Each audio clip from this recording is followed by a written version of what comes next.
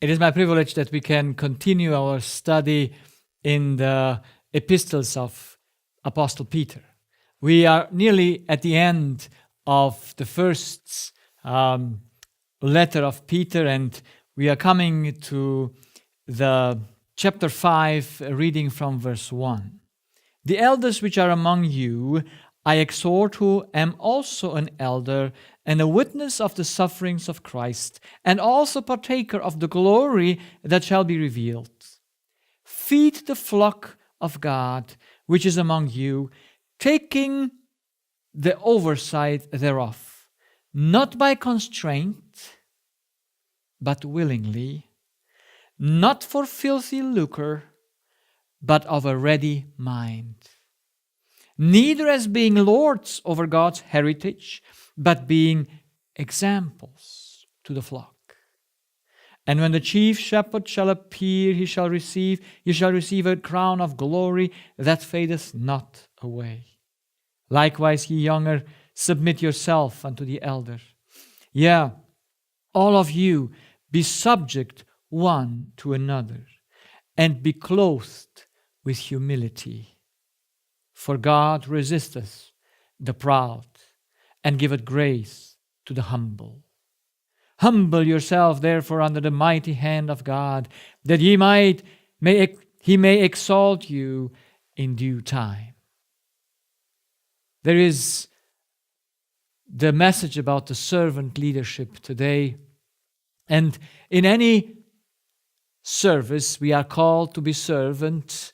Since we were created, Adam was called to be a servant because that's the purpose of life, to serve. But you can serve in different type of responsibilities. And he gives here a few advices to the leaders of the church. But the principles he explains here are general principles. They are in every other aspect of life identical. Because principles of conduct, of leadership, do not change if you are a leader in the church as an elder or as a diacon, or if you are a man in your business, or if you are a leader in your home as a parent.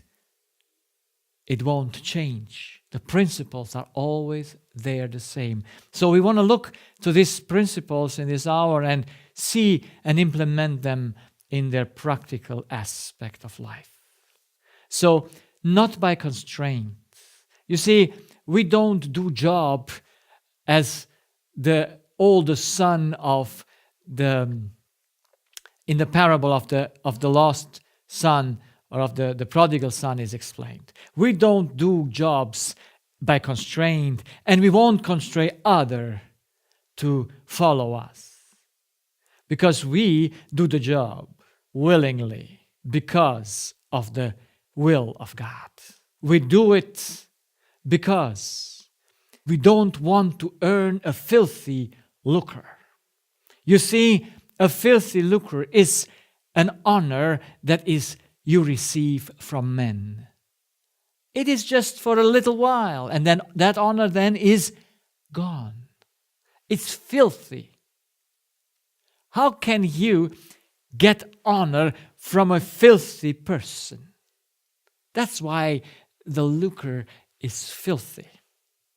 That's why the gain is not clean. We don't do our job when we are called in any kind of service because of a filthy gain or because of honor of man.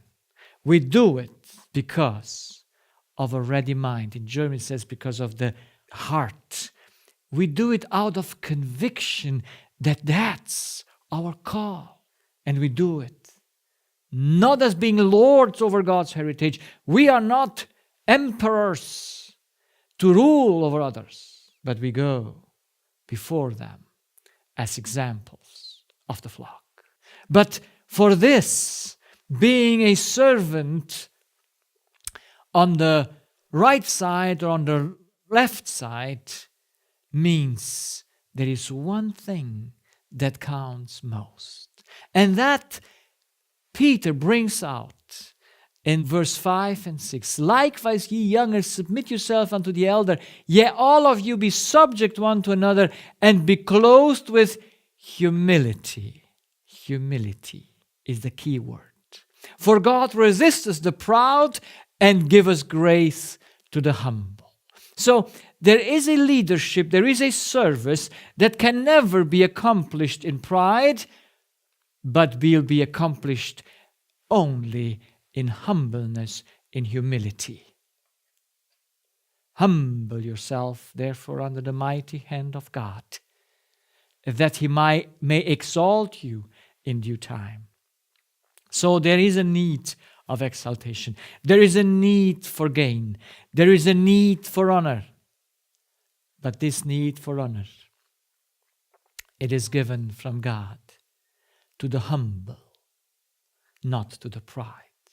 So let us look how is the definition of humility and pride. So humility, I put always definitions down to the core of it, and I think there is nothing deeper than that. So humility means nothing I do or pass on comes from me. Nothing I do or pass on, I give, comes from me. Because I know I'm a creature. I know that everything I give, everything I do, it is because I took it from God. Or He gave me that ability, but if I use it, I never use anything that is mine. I just use God's means in everything I do or pass on. So, being humble, I am free then of receiving something back. Because I know whatever I give, I took first. When we look to the pride is the opposite of this. It says all that I do or pass on comes from me. There are only these two things. Pride says, oh, it's my time, it's my money, it's my hands, it's my life, it's my power. I'm sorry. Nothing of that is true. It's a pure deception. A terrible deception. Humility is the recognizing of who you are. We will see that in the next steps. I do everything for God. That's why my only expectation of so to say, of being paid for what I do is from God. That's why he says here, and when the chief shepherd shall appear, ye shall receive a crown of glory that fadeth not away. In Colossians 3, it says here in verse 23, and whatsoever you do, do it heartily as to the Lord and not unto man, knowing that of the Lord ye shall receive the reward of the inheritance, for you serve the Lord Christ. There must be a gain, but it's an eternal gain. We want to serve a God. When He uses His means and we use them correctly, He will say, well done, and we will receive the crown of glory. But you don't need anything back from humans.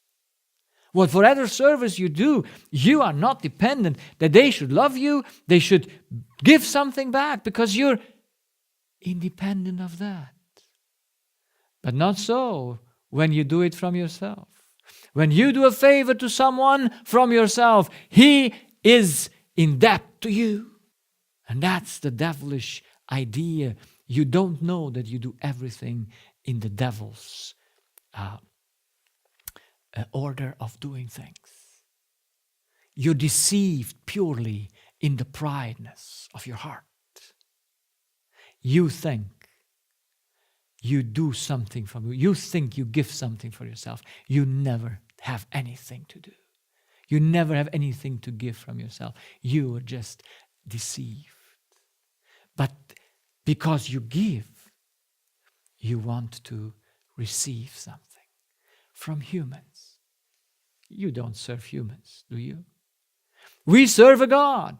That's why he says, do your job well, friends. You are elders. Do the job like me in suffering, because you will be partaker of the glory that shall be revealed.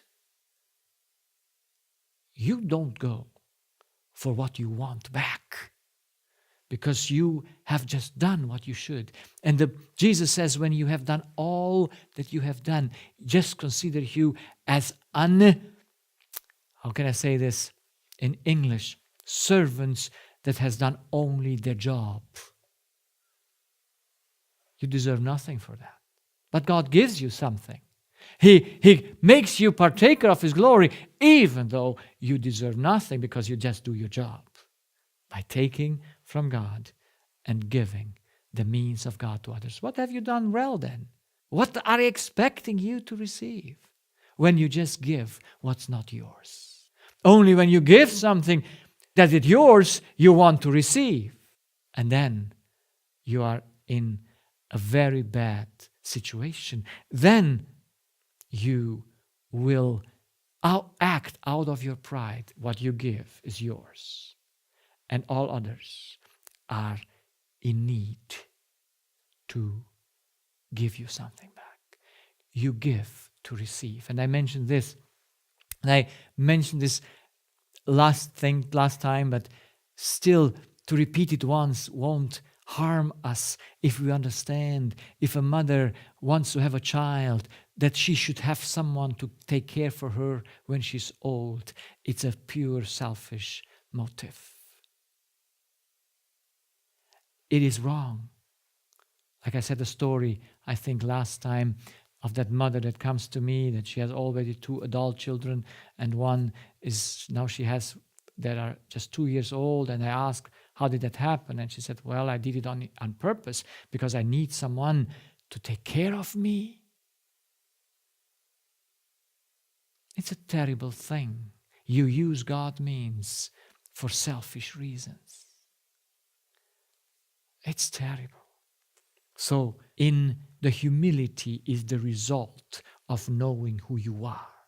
This is how it goes. You know who you are. You're a creature of God. You know your responsibility. You take from God and give. Then you do everything from God. And so you are a humble person. That's the result of being humble.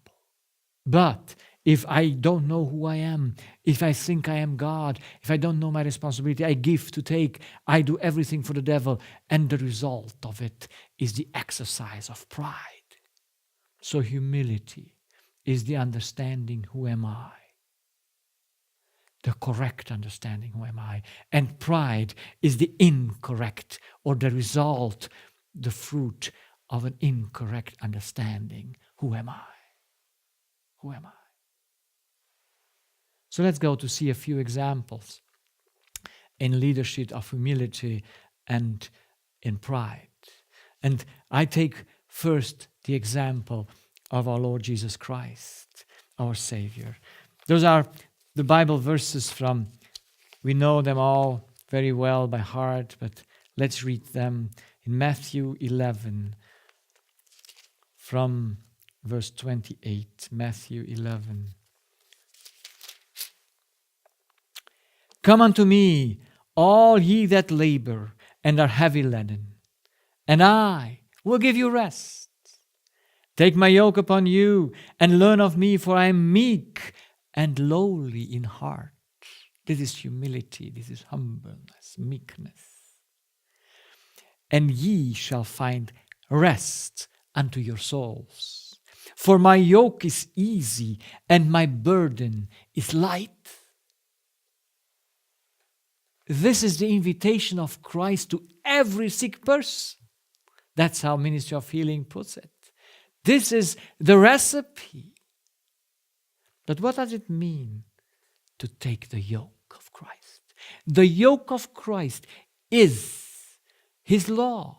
And His law says there in the fourth commandment, remember the Sabbath day to keep it holy, because God created you. You are a creature. You are dependent on me. It's impossible to be independent on me. And if you realize that you're a creature, you take from me, and as taking from me, keeping my commandment, you are meek and lowly in heart, and that is peace. Because you don't expect, you don't pretend, you don't demand nothing from those around you. Because you are very settled in God. Because you never take anything from you, and all you share and give is for free. Because you haven't taken it from yourself. So everyone can take it or leave it. You remain without burdens. Because all the burdens come because of the pride of our hearts, that we think, oh, I lost this, I lost my child, I lost my job, or whatever it is, what you have lost. It is an illusion. Because you don't know who you are. That's why you have burdens. In the moment you know the law, you know who you are, then you bear the yoke of Christ, and then your yoke is easy, and the burden that we carry is light. Jesus never demanded anything from His disciples or from anyone else. Jesus only took from His Father. He was the man that knew He was a creature of God. He knew that He did not belong to Himself. That's why He had no problems when people took His rights, when people made Him the stripes. He had no problem with it, because no one was in debt to Him to do Him right. This is our example, and I could use hours of telling the stories of Jesus' life, where He just was the one that was fully in accord with God's law, with the yoke. And by that, He never took anything on to do it differently that He took from His Father. All His works were done out of His Father. He could not pride Himself for nothing, because it was not His that He shared. It was the Father's that He gave. That's why the Bible says God gave His only begotten Son. So it's the Father's gift. It's not the gift, it's the Father's giving. And this Father's giving is nothing that belongs to Him. Oh, that we might understand this. We would be humble people. Because humility is only then when you have nothing. I mean, nothing is your possession.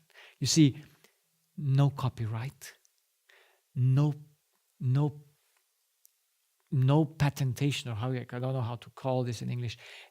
You don't say this is mine and everyone has to ask me before he takes it. It's like a copyright. No. Everything I want to do or I do out of God. And if it's good and anyone takes it, let he take it. But he doesn't take it from me because I have nothing. I brought nothing in this world that is mine. It's all that I have and give comes from Him. And I just pass it on, and that's my destiny. That's my purpose. And by that I live. Why care if someone steals my words, my expressions, my schemes, or even the ideas? I hope they are never mine. I hope they're all from Christ. So whoever takes ownership of that what is not his own, he's a pride person, and in deception he will have no rest in your soul, because he has to keep those things for him. They might get lost. But if you are a real person that understands who you are, you cannot lose anything, because nothing belongs to you. But you're very responsible for that God has given to you. Let's go to our next example. It's Moses. Moses is also a humble person. The Bible says there was no humble man like him. But Moses didn't start humble, did he? But we find in Hebrew, in chapter 11, from verse 24, that Moses took a decision. It says, by faith, Moses, when he was come to years, refused to be called the son of Pharaoh's daughter. Now, choosing rather to suffer affliction with the people of God than to enjoy the pleasures of sin for a season, esteeming the reproach of Christ greater riches than the treasures in Egypt, for he had respect unto the recompense of the reward. You see, he had also a vision for eternity, like Peter. He said, I look to the reward, like Abraham. He didn't build a city here because he said, I wait for the city that builder is God. Why should I do that? So Moses chose in his adulthood to be rather a servant of Christ. But his heart was still full of pride, and so he tried it his way, and it didn't go well. But God was in it. He knew that this young man that he chose even before he was born for this service, he said, I have to take him from here, from Egypt. And there was a reason to take him out of that environment and bring him into the desert of Midian. For 40 years now, Moses learns the lesson who he is. He learns that by force nothing is gained. He learns the lesson of humility, and he becomes a humble leader. But nevertheless, everyone, even though he is called to be a leader, will be tested and again tested. And so there comes a final test in his life, and Moses fails. I have much fear to not fail the same way like Moses. You see, you go for a good while with the Lord and you're persistent, and for 40 years Moses was in that close connection with God. He never took over. He was that humble person for 40 years. And now there comes the last test at the border of Canaan. And Moses, instead of going into Canaan as the one that has overcome his sinful nature, definitely he must stay outside and die. Yes, God could not let him in because of the people, he said. God forgave him, but there was a consequence, and we'll see a little bit later that there is an authority of love and an authority of pride in leadership, and that is much different. Then they both are totally opposed, like pride is opposed to humility. So Moses has to take a consequence. And you see, friends, we are living in the last days, and do we want to go through as not dying? Yes, we might do that step like Moses did. He was not lost, God forgave him, but he still couldn't go through the time of trouble and being translated without seeing death. But the one that are going to be sealed, 144,000, they must be totally humble. There is no one that will be sealed that still has in himself a twinkling of pride or an idea about himself that is not correct. They will know who they are, creatures of God, and that makes them humble. So let us strive for that. Joseph is a beautiful example. I could stay for hours to speak about Joseph. Joseph was the child that was not coming naturally. It was that child that was prayed for. It was the child from his beloved Rachel, wife, the child of Jacob. And this is his firstborn from Rachel. And he just loves Joseph. And he puts him in before others. And now this young man still has even some dreams and some qualities that are getting the jealousy of his brothers. He says, you will one day bow down before me. Even the father will bow down. And so all are confused about his dreams, and they get jealous, and they say, well, let's do him something. And so they plan to kill him. They cannot do that because we have learned last time that all things are under control of God. Nothing leaves his control. And he has a purpose. He uses the jealousy of his brothers for the benefit of Joseph and for fulfilling his providence. So he gets into slavery, and Joseph is a slave. But Joseph has a capacity of a leader in his humbleness that he steps forward very fast. So it's not long before he is the chief of the whole household of Potiphar, because he got the trust. He's a slave, but he's chief. He's a chief leader. And yes, he must pass the test of being faithful to God, and he passes that test as well. And God says, well, you now go to another test, because instead of recompensing you with glory, you get into the dungeon. You have to go to prison. And Joseph finds himself in prison, and he still has the gifts. He's still faithful to God because he never lost his faithfulness, his humility in God. He never lost sight who he was. And Joseph gets the first in the prison until he gets the first after Pharaoh in Egypt. You see, God had to bring him to crucify, that he should crucify his prideness. And he never failed. There is no story about Joseph of failure. That's a beautiful story, is it? Paul, the apostle of Jesus Christ, he was the man who was pride, who by his own force worked and forced and then killed people, thinking he's doing God a favor.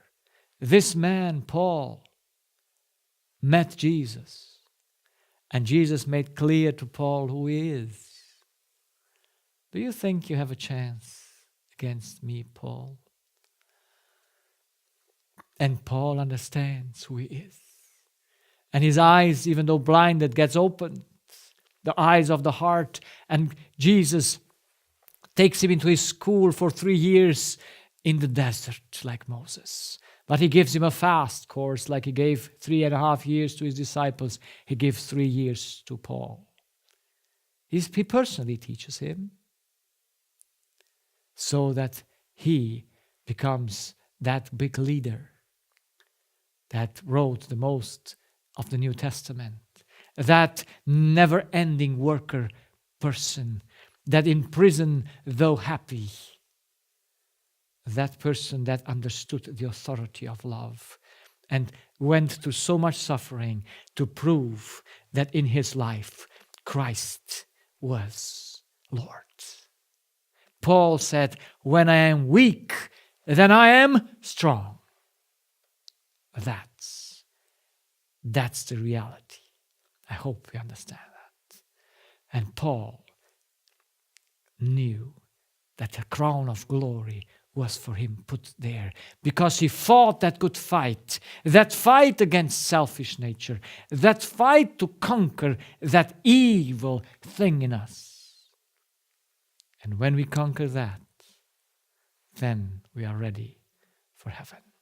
But let's look to a few examples on the other side where there is much pain. Pride costs humanity everything. And this is Saul, the tallest guy in Israel. And he is from the smallest tribe, Benjamin. And he is chosen from God to be king. God changes his heart so that it says there, and he even prophesies, Saul is the right man for the right hour. And he sees himself in his own eyes. He does not see himself above others, but he sees himself who he is, humble. He does not revenge himself on the other persons that are not giving him the homage or the honor of king. He's free of that. But here comes the time of tests. And since he gets the glory, you see, when you get the job, your selfish nature is very challenged, because it's like if you put in the fire gasoline, it's just an explosion. When you get the power, your pride will explode. That's why God, if he gives us the job, he must make sure that the pride is gone. Because if not, we will be those people that are dominating over others. We will looking to the others from above down. We won't see ourselves equal as humans. And so he takes from humans. He takes the glory with the time that he is a conqueror, and God gives him the victory over the Philistines and all those around him, and he gets the honor. And he's taking from humans.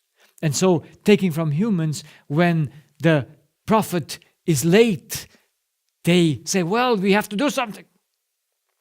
And so Saul makes sacrifices, even though it was forbidden for him. And God has said, well, I chose you when you were humble in your own eyes. When you were thinking small in your eyes, Saul, you were great. And then he gives him another chance. And since he's dependent on humans, he does the same mistake. They say, well, look, these are good things. There are good sheep. There are good. How can we all bend them and destroy them? Let's take the best. And Saul has a command from God, says, ban everything, the good and the bad, or the healthy. But he doesn't take that as a command from God, but takes from humans, and he adapts to that what they say, and he disobeys God. Saul is a very touchy, I would say, story that should warn us what it means once to be a humble person, because God gives you his spirit, that you understand who you are and how you can get in the temptation, not killing yourself daily, not destroying that selfish nature. When you take the honor of man, you lose the honor of God. And he's a very sad story. And God lets him live even after his rejection, even if he puts David as he anoints David as king, but he has not yet getting the kingship, and he has to wait till Saul dies, and he's tested as well as Saul is tested. And God shows that even God gives him time. The first king of Israel never returns. There's another beautiful story, Nebuchadnezzar, king of Babylon. I could have put him also on the right side of humility because he ends well. But he ends like all emperors as the one that thinks he does everything from his own power. And God gives him, because he loves Nebuchadnezzar, he gives him a dream and says, Nebuchadnezzar, convert. But Nebuchadnezzar doesn't take the chance of conversion. And he lets go 1 year. And exactly after 1 year, he is there and says, is this not Babylon the Great that I built? And at that moment, the sentence from heaven is said, and Nebuchadnezzar becomes like an animal. He has to live outside. He who was used to live in that beautiful place, he who was used in all the luxury and the service, he now becomes like an animal and has to feed himself from the ground. For 7 years, God humbles him. He puts him into suffering. For whose good? For his good. When he gets back after 7 years, what a changed man. He looks to himself and says, I am not anymore a God. I am a creature. I understand that God can humble the one that is pride. And Nebuchadnezzar, king of Babylon, will be the one of the saved in heaven through the grace of God.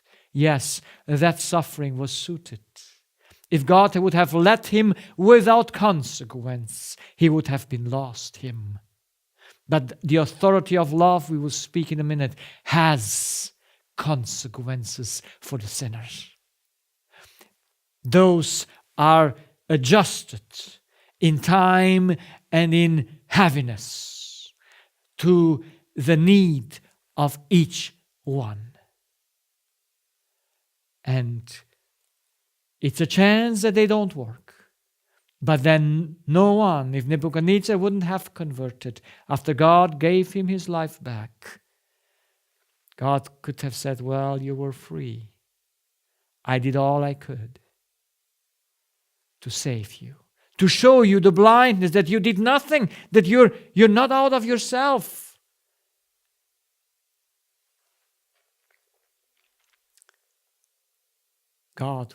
Nebuchadnezzar would have an excuse that love would have not searched his heart. Pilate, the governor of Judea, a sad story, also a story that touches my heart so hard, because Pilate was a man, a weak man, because he was pride. Pilate was weak because he was dependent on those humans to give him the honor, to give him his place. So they could manipulate him to say, well, if you don't kill this man who says he's a king because he told you he's a king. But they don't forget that he said he's not the king of this earth. And Pilate would have said, well, he's not the king of this earth, so no danger for the Caesar. But Pilate looked to the humans. He received honor from men, and so he lost the honor of God. Jesus opened up before Pilate like he opened up the blind eyes of the man in John 9. Pilate saw Christ. God opened up the eyes of Pilate through his wife to the dreams and to the letter that she sent to him. Pilate had all chances to be saved eternally, to get away from his pride and just say, well, when you're a king and you're not from this earth, why would I not serve you? Pilate saw Jesus in his dignity. He saw Jesus in his rests, the humble man that doesn't revile when he's reviled, the humble man that doesn't react to the accusation of the others with resentment, the humble man that knows he's safe in his Father. Pilate sees it all.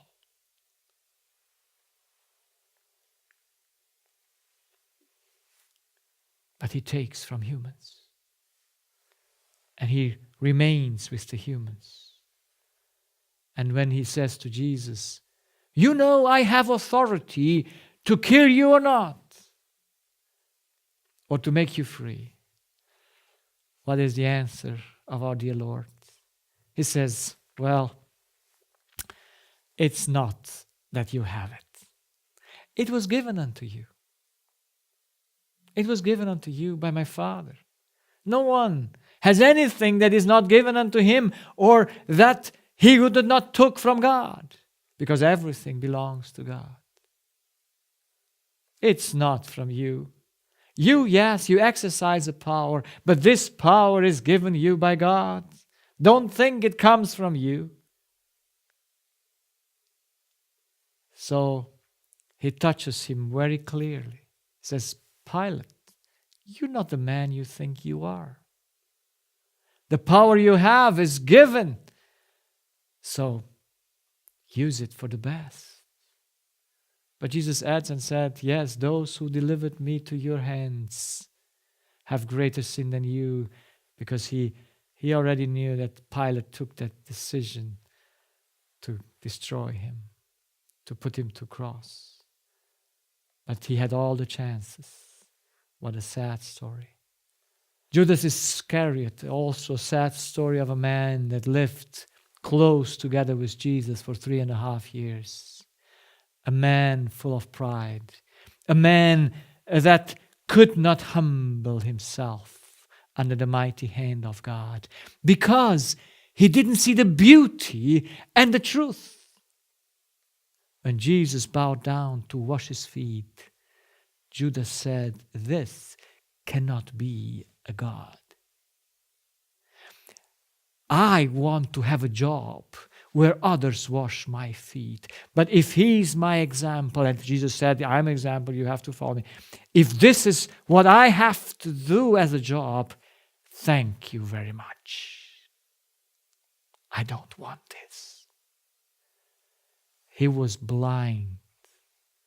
But could anyone have a better advantage than Judas Iscariot? Was anyone more in advantage to being near to the Lord, to the humble man he was? Was anyone else more favorite? There is no explanation why Judas did not see the beauty of humility, did see that he's a creature, he's not a God. But Judas even killed himself because he thought he's a God, because he thought it's his life. But if it's not you cannot take it.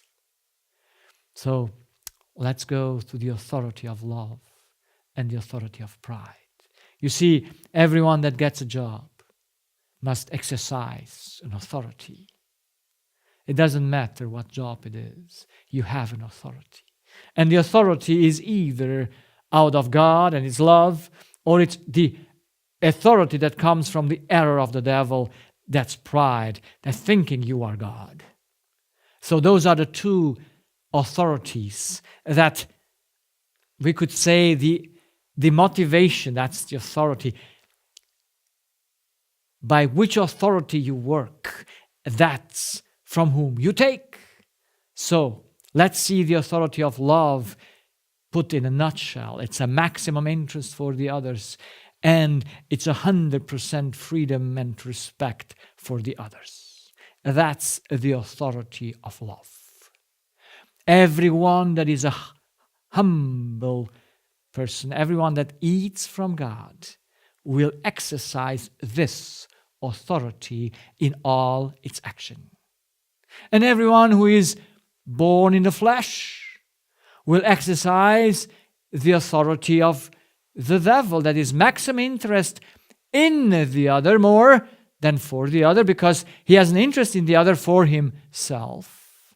And he gives freedom and respect only if to my advantage. If it's not to my advantage, you cannot give freedom. You cannot respect. You cannot let the one that hits your face hit the other side as well. You cannot let the one that takes your coat to also give him your shirt. Or when he forces you a mile, you cannot go 2 miles. Because, by all means, you think it's yours. And whatever is yours, and it will take away, you cannot lose. You have to keep it. So the authority of God's love will have as a result no force to the good when provoked by unrighteousness or whatever evil it encounters. We saw that last time. Whatever evil we encounter, whatever suffering comes to us, if we live in the full knowledge that we are children of God, we will never exercise force for the good on others. When they do us wrong, we let it happen. There will be no forcing. There is never that a child of God will hunt or go and do something evil to one that is a non-believer. There is no tendency in the authority of God, of love, to force someone to do the good. There is none of that. The whole heaven is free of it. It was born in devil because the good must be enforced, because there is no other way. The devil wanted to enforce the good in heaven. He was the rebellious one. He was the one that wanted to change things by force. And he still tries it today. And I have this one example to show, especially, I want to show that want to explain that in the family, this plays the major role. If the parents don't know the difference between the authority of love and the authority of pride, then they will never educate their children correctly, and it will be a mess. Even though they are very right-handed religious people, they are conservatives and they do what they think is right, but they don't know that they are under the control of the devil when they enforce or conditionate their children, because they have not understood the law of governings of God's heavenly governing love, and that's why it won't work. Here is this father that has a daughter. The daughter is 16 years old. Since the father separated from his wife when the daughter was 1 year old, the daughter had to go through different homes and parents, and finally now with 15 years old she comes home to her dad, and her dad receives her, takes her, and he has also a girlfriend, and now for 1 year she lives together with his dad, but she gets very strong eczemas, and she is in a very terrible situation. Eczemas in her ears, ear canals. And I look to this young girl and I know that there is something in her heart that is wrong. But she cannot change because she doesn't know how to do that. So I talk to the father after she's outside. I talk to the father and ask the father if he could do something to ensure liberty and freedom to the child. And you know what he answers? He says, if I do not force her to go to school, she won't. If I do not force her that she should do anything, she would just stay the whole day with her laptop or with her phone on there chatting. I say yes. But do you think she has a right to do that?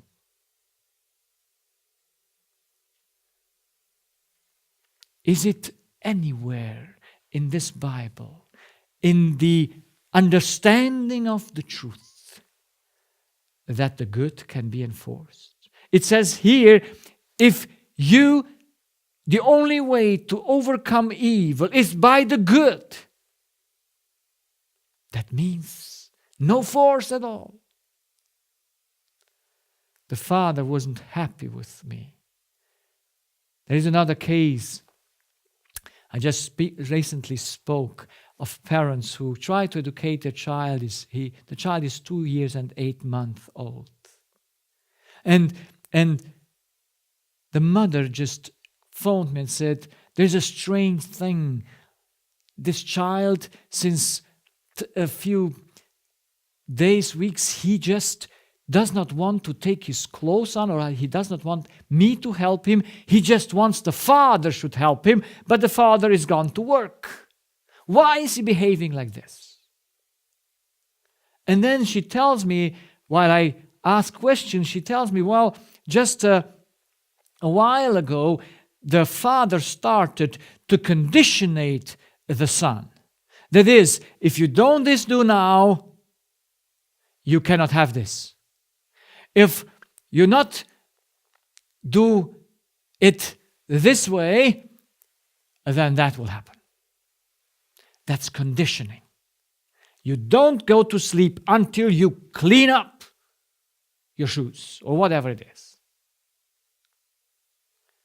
And that's devilish. I have no other word to say. Because it's conditioning. We are all dependent on God. We are all conditioned in life. There's no question about that. No question.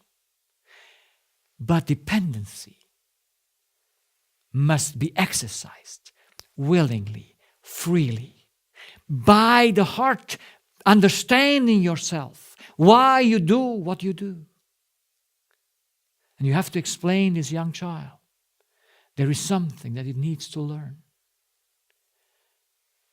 You know why he does that to his mom? Because in his evil heart, he revenges himself on father.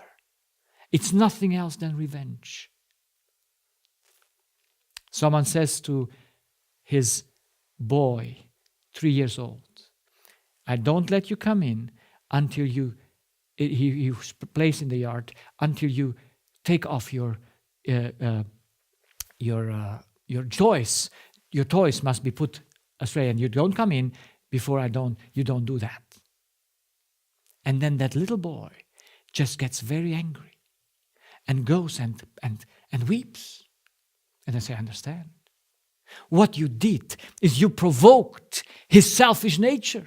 You've provoked his pride because you commanded him from above down, saying, you must do this now. That you never find in God. That's the devil's way to education. And most parents use it, especially sincere Christians that want the best for their child and they don't know they are the devil's servant by conditioning their child with the authority of the devil of pride. And then, of course, the child will revenge. There is another way. That's the authority of love. But we don't understand the authority of love because we don't understand the law of life. We don't understand how God is. So how can we see it different like this? Good must be enforced. They will never learn it. Of course they will. They will learn it through the authority of love.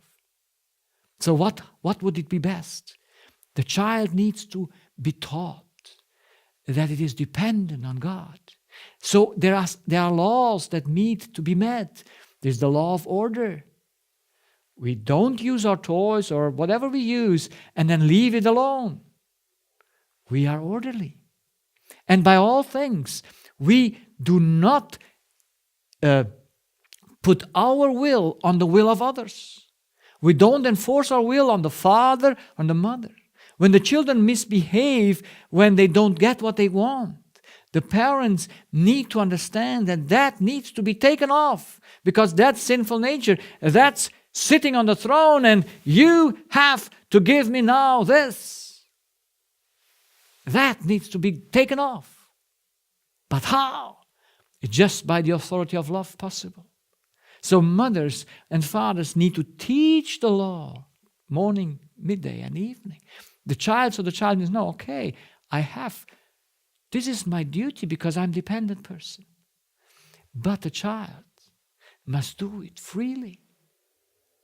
And if he doesn't do it, there is, in the authority of love, the consequence with the transgressor when he falls. When the child can come in if he doesn't take his toys out. The child can come and eat if he doesn't do his job. Don't do that. But you have an hour of education, and I say that if the child is small, then take that hour twice a day when you take your child and say, this is our time where we examine what we have done until now. And then mom can say, well, can you remember that there is a law that we set together that we have to avoid unorderly things. And we have to behave, never enforce our will on others. So, and how did you behave in that situation? How does it come that your toys are still unorderly or whatever he has to do? And then the child will say, well, mom, or dad, he will have an excuse because pride and always has an excuse. But that's not the problem. Mother understands the excuse because it understands sinful nature. And says, my child, it's clear.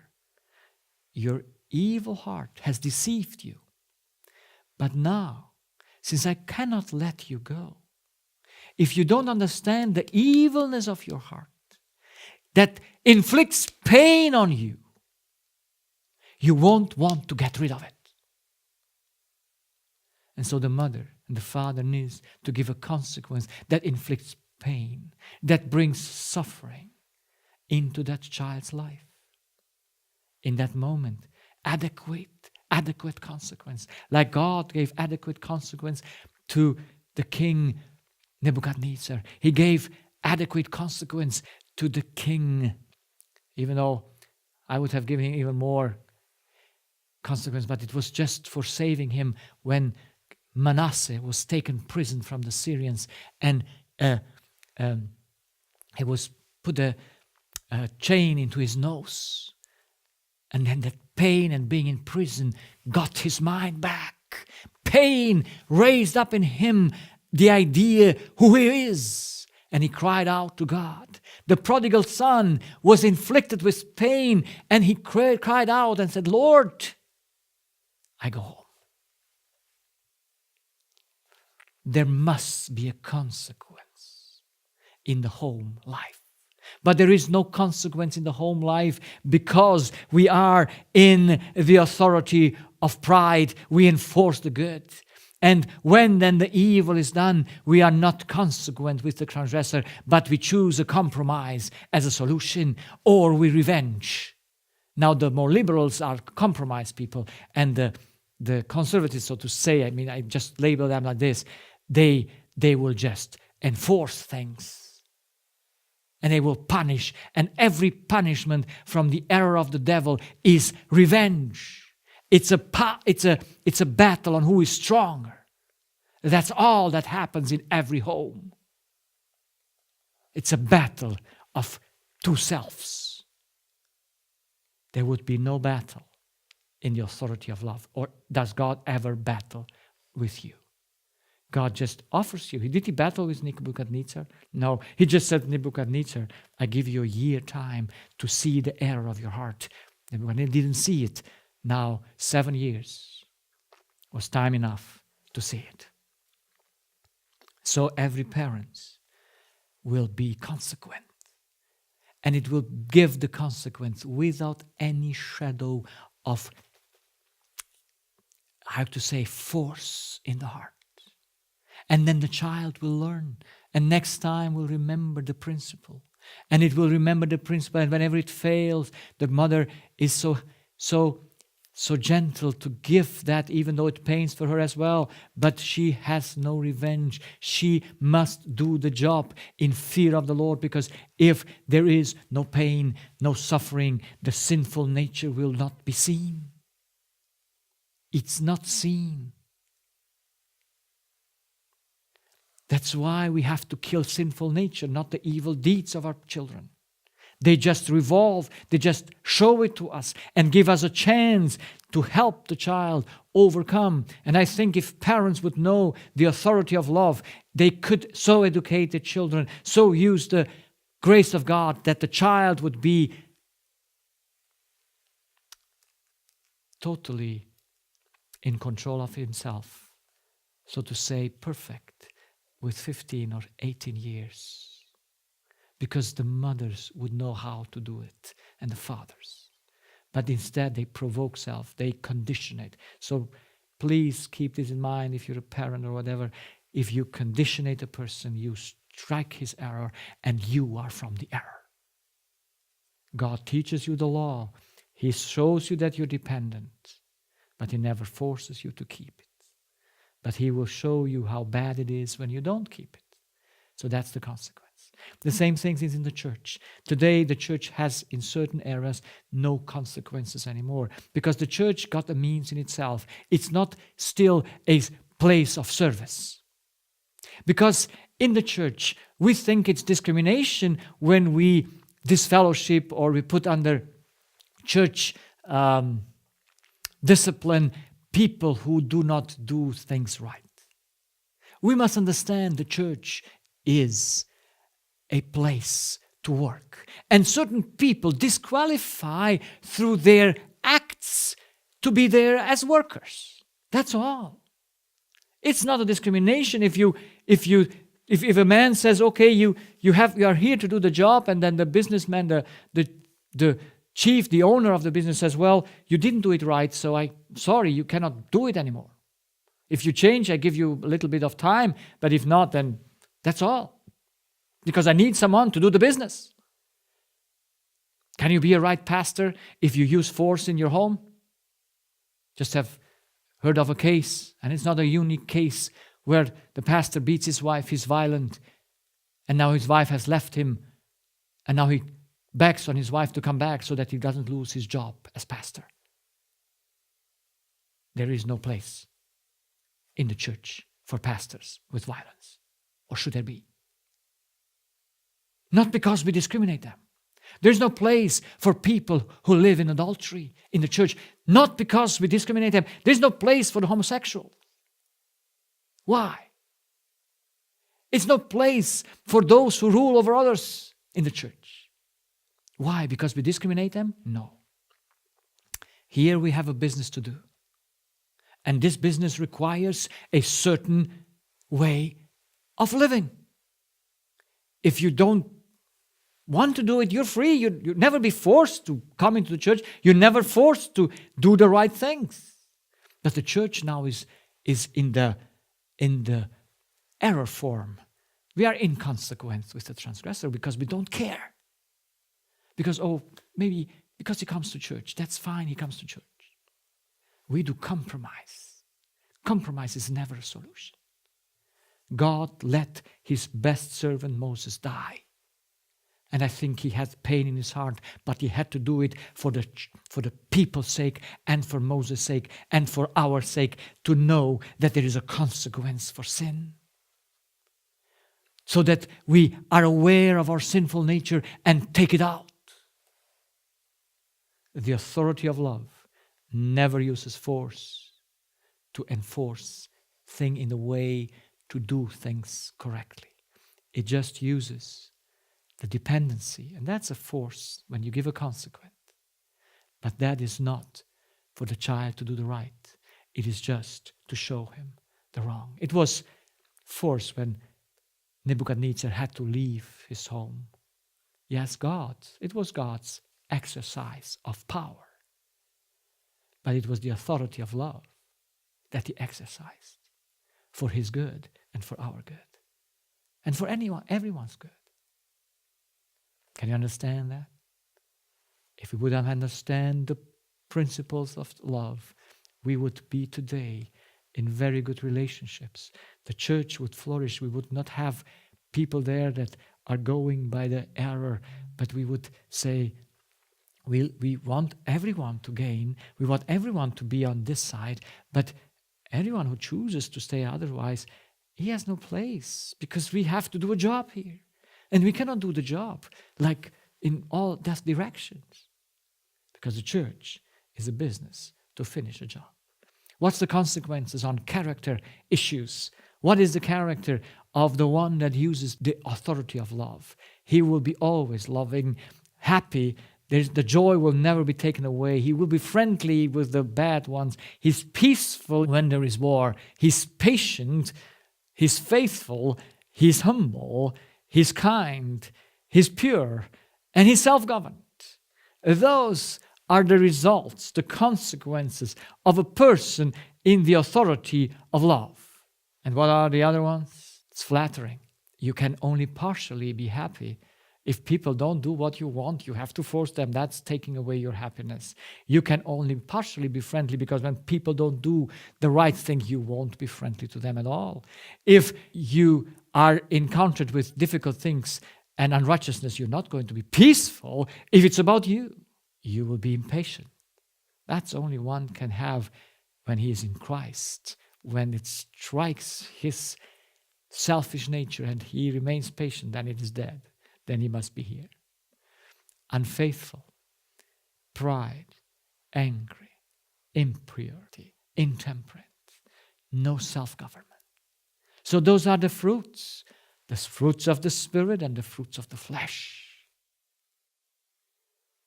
How can we be saved? God's only way to redeem man. I use this illustration, this glasses, this devil's idea that I am someone who is not, was crucified on the cross in Christ. Christ resisted to all sufferings and stayed faithful to Father. And the Father took out the error of men out of his spirit. Error must be put to death. That's our only way to be. And God will bring us into difficult situations so that we may see it. Because no one in the judgment day will say, Lord, you have not done anything in your authority to help me. He will show where he searched and where he gave consequences. He will show where he acted, where he was doing everything he could, so that we see the error and bring it to the cross. And from there, get into, again, a connection to God and trust him. Take just from him and be saved. May God help us to be leaders, because not leaders, be servants in every leadership we are called. Because the responsibility that we have as humans born in this earth already is heavy. The heavier, of course, the responsibility is, the heavier will also be the results. So let us do a good job in the authority of love, understanding that we are creatures like Christ, that we are humans that learn, that are humble, and that they will gain the victory over self and will pass even the final test and be sealed to go through the time of trouble that never was, and see Jesus coming without ever dying. That's the call. Will you follow him? I want. Amen.